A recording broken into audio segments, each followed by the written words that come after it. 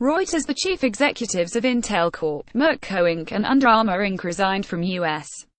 President Donald Trump's American Manufacturing Council on Monday, following Trump's initially tepid response to weekend violence at a rally of white supremacists in Charlottesville, Virginia.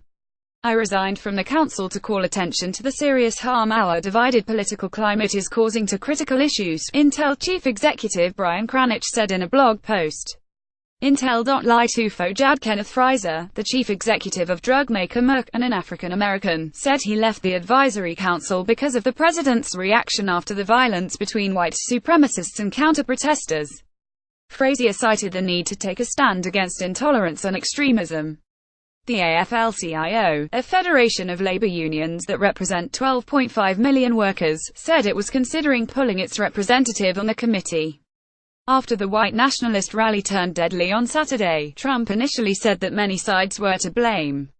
On Monday, in a statement, Trump denounced neo-Nazis and the Ku Klux Klan as criminals and thugs, bowing to mounting political pressure as critics assailed him for not singling out white supremacists. The CEO of Under Armour, Kevin Plank, announced his resignation from the council in a Twitter posting. "We remain resolute in our potential and ability to improve American manufacturing," said Plank. However, Under Armour engages in innovation and sports, not politics. Plank was criticized last winter by some of Under Armour's biggest stars over his support of Trump, comments that basketball star Stephen Curry echoed. The demonstration in Charlottesville by hundreds of white nationalists took a deadly turn on Saturday when a car plowed into a group of counter-protesters and killed one person. "America's leaders must honor our fundamental views by clearly rejecting expressions of hatred, bigotry and group supremacy, which run counter to the American ideal that all people are created equal," Frazier said in a statement announcing his resignation. Bit.ly to Finitum, as CEO of Merck and as a matter of personal conscience, "I feel a responsibility to take a stand against intolerance and extremism," he said. Trump responded shortly later in a tweet, saying, "Ken Frazier of Merck Pharma has resigned from President's Manufacturing Council. He will have more time to lower rip-off drug prices." Trump doubled down on his attack later in the day, tweeting that Merck is a leader in higher drug prices while at the same time taking jobs out of the U.S. Bring jobs back, lower prices. The son of a janitor, Frazier joined Merck as general counsel of one of the drug maker's subsidiaries in 1992, working his way up to CEO of the company in 2011. He made his name as the company's top lawyer, steering it through daunting litigation over Vioxx, its widely used painkiller that was withdrawn in 2004 after being linked to heart attacks. Many observers thought Merck would eventually have to shell out $10 billion or more to thousands of plaintiffs over the drug's withdrawal.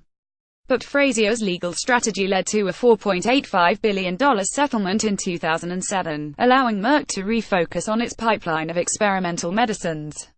Merck shares closed up 0.5% on the New York Stock Exchange, roughly in line with the wider market.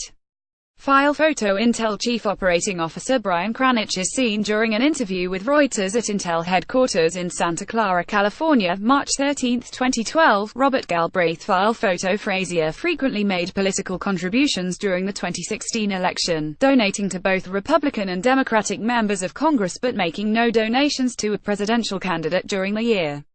The political PAC maintained by Merck and funded through donations from Merck employees made over $1.1 million in candidate contributions during the 2016 campaign but did not contribute to Trump or his Democratic rival, Hillary Clinton, according to documents filed with the Federal Elections Commission.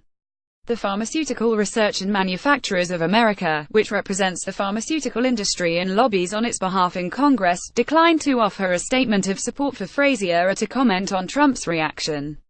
The industry's silence comes as Trump is finalizing an executive order on drug prices that would relax industry regulation and contains measures that, some say, would protect existing drug prices or even increase them. Individually, at least one CEO, John Marigano of Alnylam Pharmaceuticals, tweeted his support, saying he was proud to stand with leaders like Ken Frazier. Other top business leaders also spoke out in response to the violence in Charlottesville. "I support Ken Frazier's decision. I'm thankful we have business leaders such as Ken to remind America of its better angels," said Hewlett-Packard Enterprises CEO Meg Whitman, who ran for governor of California as a Republican in 2010. Goldman Sachs CEO Lloyd Blankfein tweeted, "Lincoln, a house divided against itself cannot stand." Isolate those who try to separate us. No equivalents. Those who bring us together. Richard Trumka, president of the largest federation of U.S. labor unions, the AFL-CIO, questioned the council's effectiveness and said the group was mulling leaving. The AFL-CIO has unequivocally denounced the actions of bigoted domestic terrorists in Charlottesville and called on the president to do the same, Trumka said in a statement. Several executives from top U.S. companies have previously stepped down from a number of presidential advisory councils in protest to Trump policies. Tesla Inc. CEO Elon Musk and Walt Disney co-CEO Robert Iger left the President's Strategic and Policy Forum, a business advisory group, in June, after Trump said he would withdraw from the Paris Climate Accord. Musk also left the Manufacturing Council. Former Uber Technologies Inc. Uber CEO Travis Kalanick quit the Business Advisory Council in February amid pressure from activists and employees who oppose the administration's immigration policies. The White House said Sunday that Trump's remarks condemning violence at a white nationalist rally were meant to include the Ku Klux Klan and neo-Nazi groups. Democrats and Republicans criticized Trump for waiting too long to address the violence, his first major domestic crisis as president, and for failing when he did speak out to explicitly condemn white supremacist marchers who ignited the melee. Trump on Saturday initially denounced what he called this egregious display of hatred, bigotry and violence on many sides.